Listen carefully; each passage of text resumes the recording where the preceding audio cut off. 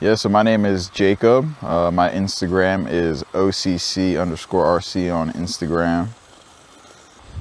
This is actually a really cool spot for FPV. I was actually worried that it was like too steep in some areas, but this is actually really cool. Yeah, there is some really steep areas. You can do some hardline FPV style here if you desire, but there is these awesome kind of flat canyon style areas that are awesome for scale rigs. I've actually brought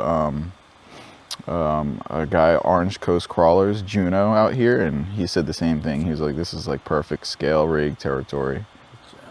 So I'm super stoked that you're able to come out here and you know, give this a try, because right now I'm really enjoying it. As long as you're enjoying it, we're all happy here. So how did you get into or like you normally just focus on micros? Yeah. Why did you focus on micros? I like micros. So when I first got into RC, my first RC were like some old school Traxxas nitros. I used to have an old nitro Rustler and nitro Stampede. Yeah, and I was probably like 8 years old or something like that. My dad had gotten us RC cars. And then we kind of like fell out of doing that. I forget what happened. We had a hard time like finding the fuel or whatever because our hobby shop had closed down. So I got out of RCs and then got back into it when I was about 18 years old, back on the East Coast where I'm from, like the Philadelphia area. So there wasn't anything in terms of like rock crawling. It was just bashing for me. So I bought another Traxxas, a brushless Rustler, because they were just coming out with brushless rigs around that time, and I was like, electric batteries, I don't need to mess around with the fuel. So it was definitely something that was interesting for me. So I got a Rustler and I got a Slash, had a bunch of fun with them, and then I got into another hobby of off-roading. So I sold my RC cars and started putting them into my overland rigs. So yeah, I got into like the little four-wheel drive drift bashers, which I thought was really cool. We'd be ripping them around like they were drift missiles. Then I built probably 3 of them, and around that time I would notice his SCX-24 Gladiator with like every single Enduro upgrade you could imagine on it. And I thought it was the coolest thing ever, but he'd never take it out and drive it. So like one day I asked him if I could take it out and just play around with it. And it wasn't like the most capable, but I thought it was super fun. So I went and traded one of my drift cars for an SCX-24, like a partial custom build. And I like probably spent $700. Like, even though it was already upgraded, I spent a crazy amount of money just tweaking with it, playing with it, and I had so much fun just building that. Well, sorry to butt in, but that's actually a question that I have too. Yeah. So, because you know, I bought one of those too. What do you upgrade to spend like 700? That's like almost 3 times the value of the car. Yeah. Like what do you usually buy to upgrade? So it's like mostly upgrades and repairs. So like,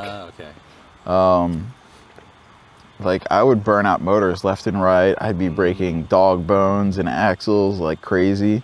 Because at the time the SCX-24s just weren't very durable. So it was me trying to find like the limit of an SCX-24. Like, how capable can we make this this platform? So like how would you burn it out? Because you know, I'm not too into crawling, but like how do you burn out motors? Like, is it like too steep of an angle, or like just, I would say, like, you know, when you're hardline crawling, you're like putting it up in binds, or you know, heavy throttle and it's stalled out, it'll just burn out the brushes in the motor. Because it will like create that resistance and then just heat up. Right, yeah. So like we didn't really have this was before I had decided to spring to like brushless, which like brushless lasts so much longer, it's much more durable. But at the same time, you switch to brushless and then you start breaking axles more. So it was like so much money into like repairing it, and also like I wanted to upgrade it at the same time. So it like added up, and I like tried out different axles, I tried out different motors, transmissions. So it's just like I thought it was a great platform to tinker with. And then I just like went fully into it. Like I got super into the buggies, the SCX24 buggies. And that's how I ended up on the team that I'm on now, Team Profit Designs, is because Kyle Woolery at Profit Designs specializes in doing the like buggy style chassis, where the chassis just looks like a caged crawler. And yeah, that's like, you know, kind of what I've stuck to up until this day. This is my my third year in RC rock crawling, and yeah, I just really love the ability of the SCX24. Also, like I used to just like work on them all the time in my bedroom. So being in my bedroom, it would be like a super easy place to just have all the parts and everything, work on a rig. So that's like kind of where I stuck to the SCX24s. They're just smaller, easier to build, multiple of them. I know a lot of people are like, oh, they're like cheaper to build, aren't they? And it's not always the case. I mean, I built my 10 scale IERC comp rig for the same like amount that I normally build my SCX24 comp rigs. That's crazy. Ooh, oh, okay. Huh. So, what do you think about 18 scale? I used to be on the DBR chassis dynamics team as well. So I would run the TRX4M chassis. And I still have my DBRC rig to this day that I have turned into like a camper van crawler.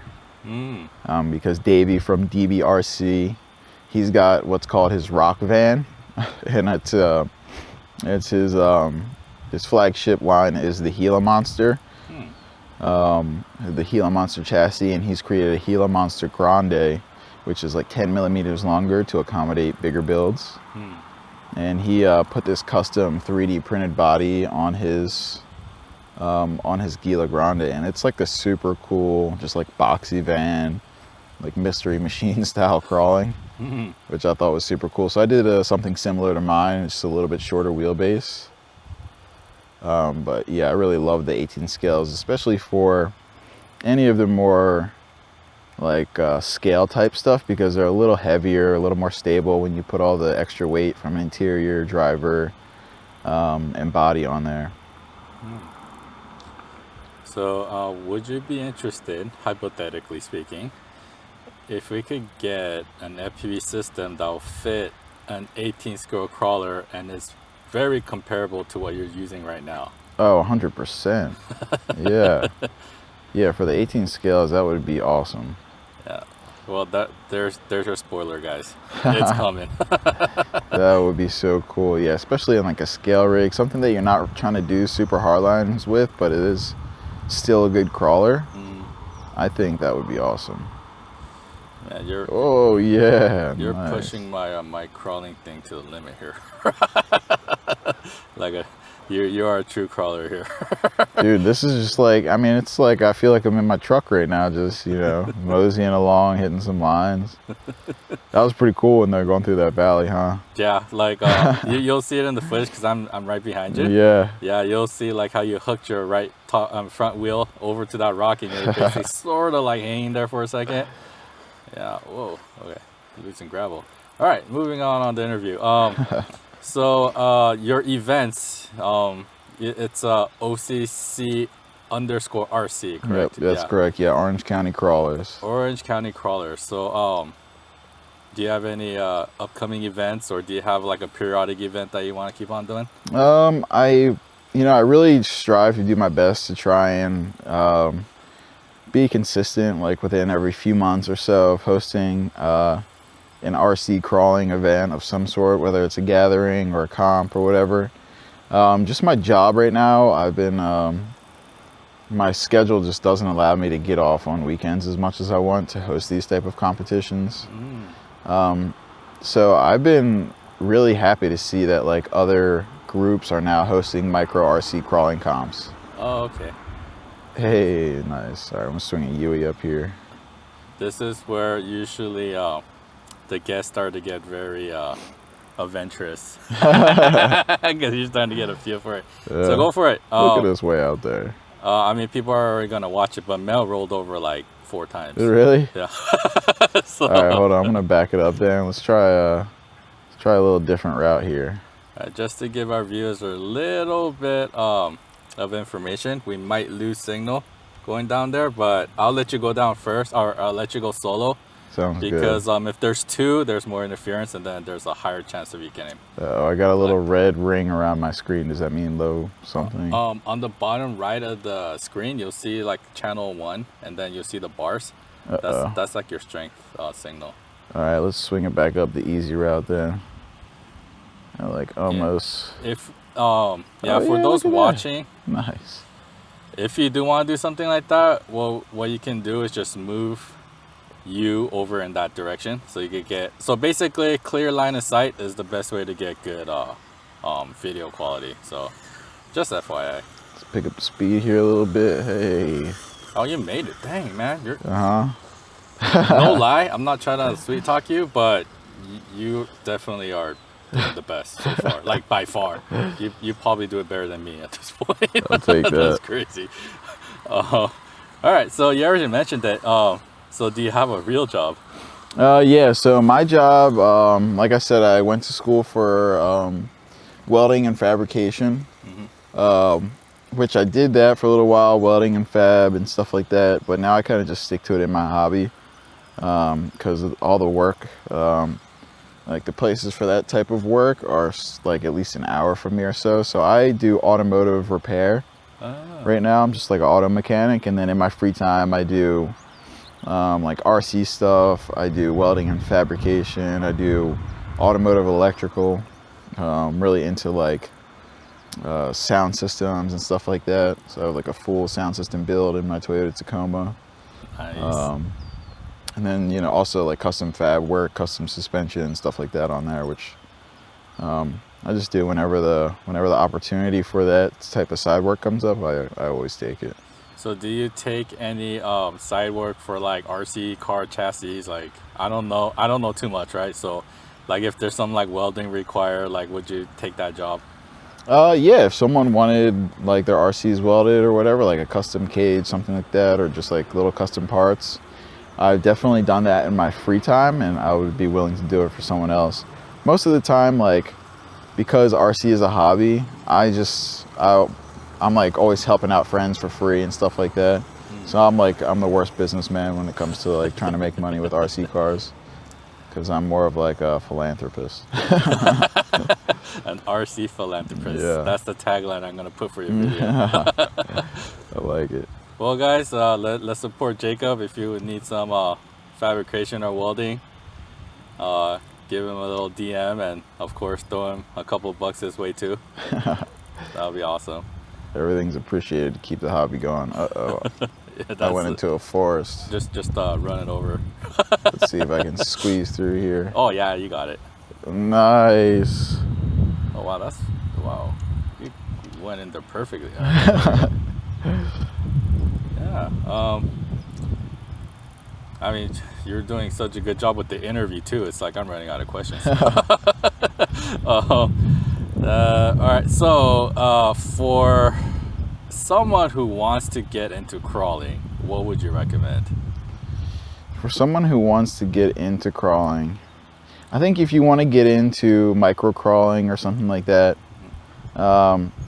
something that I've just come across recently, it's been out for some time, but like one of my favorite RTRs right now is the HPI Venture 18. Ooh.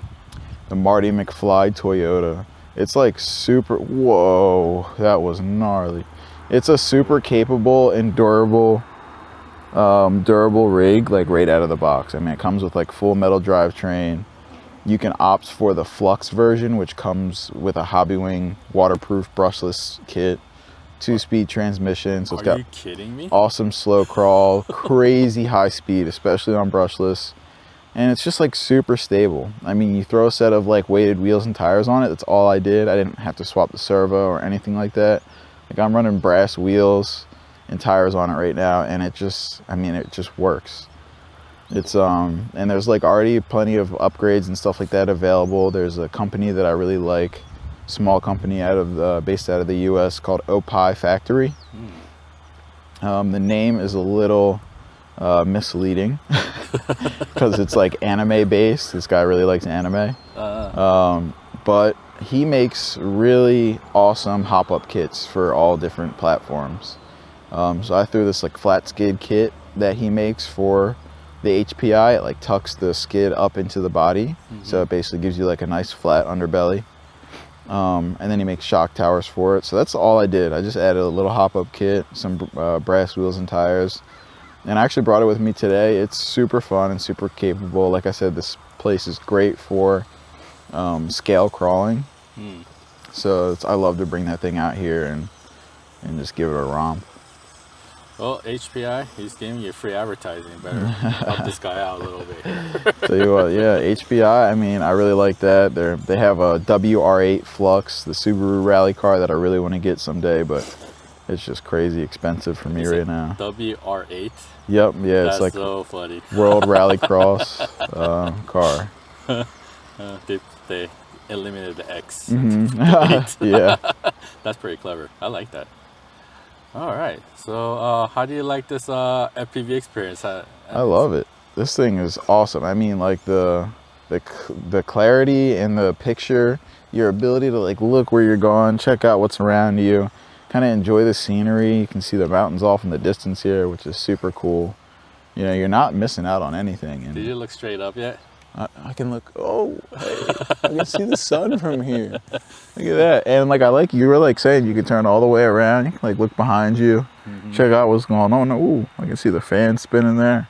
Yeah. My little radiator going. Yeah, this is where it's at. This is where FPV definitely really shines. You guys got it down. Oh, thank you. We tried our best. It's evident and it's paid off. So. Awesome. I would definitely consider getting one of these for my latest scale, 10 scale crawler, which I'm not into as much, but every once in a while, try and do something cool with the 10 scales. Well, let me know, and we could probably get you hooked up somehow. Sounds good. All right, so. It's crazy. I didn't have to walk anywhere. I got to have a whole crawl sesh. That's like the epitome of FPV. So, because I came from quadcopters, so the nickname that everyone sort of has with quadcopters is like, you could try to go under the camera stand, like shoot right in between I just did like a little flex on my foot. Here, I'm gonna whip it around and go under the camera. Yeah, but we're the laziest in the RC industry. Right? Yeah, because if you crash and you gotta walk over there, we call it the walk of shame. So and then you just want to just fly, land right next to each other, swap out a battery, launch right next to each other, and fly again. But yeah, but that's like the pros and cons. Like, pros is you get to stay in one area and do it. Cons is if you roll over, you gotta walk over there. Hey, well, all the better to keep it on four wheels. You know, just enjoy the scale vibes and mosey along. And there's another thing I'm starting to get, when our customers buy this and they do it, they get so immersed into the experience that they sort of lose track on where they're at. So when they roll over, they're like, crap, where's my car? So now they're sitting there. Gotta go like search for it, wiggle the servo. So, yeah, I mean, there are pros and cons to everything, but, just... You put a little ringer on it next, that way you can locate it if you roll it over and you don't know where it is. Yeah, so quadcopters have beepers. You could add like a really loud beeper to it. Oh yeah. So yeah, some guys would do that, and then the radio that you're using, it's called a Radio Master. It's an open source. You can program it to basically wipe your butt if you want to. That's what's up. This is the MT10. Is that what it's called? The 12. The MT12. Very close. Okay. Yeah. Now, how does it feel? I like it in the hand for sure. I have I run Radio Link. Which is like, I would consider it like a budget radio system, but it works. You got 7 channels, mixing, not all these like super cool features, but you have pretty much every feature you would need, I would say, for RC crawling or any kind of surface stuff. What I like about it is my transmitters are only $13. So when you have like 50 cars, it saves you a lot of money. What if I told you this transmitter that you're holding right now is 150? That seems pretty accurate to me. I want to say my radio link cost me about... Oh, crap. That's what I did. I will continue with the interview. I'll go get it. I would say the radio link is maybe $80 or so. I bet you I know where you flipped it, right at the bottom there. Yep. I'll go get it. Let's go see what he looks like, all turtled out over here. Yep, I might be able to see you because I can see straight down. We got the tires all flexed out over here.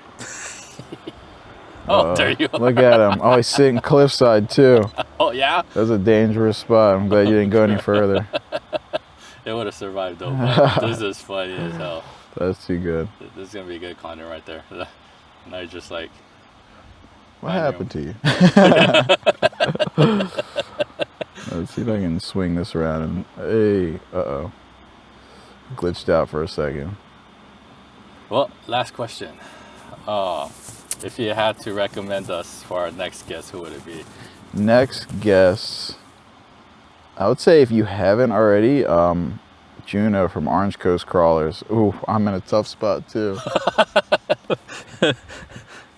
Are we gonna end the video with both rolled over? I think I'm just gonna sit here in fear for a second. Yeah, just take your time. Juno with Orange Coast Crawlers. When I knew him when he got into RCs, I mean, he was like, I want to say he got in maybe around the same time as me, maybe after me, I don't know, but he like just took his crawling to like a whole nother level of just like customization, personalization, and performance, like all in one.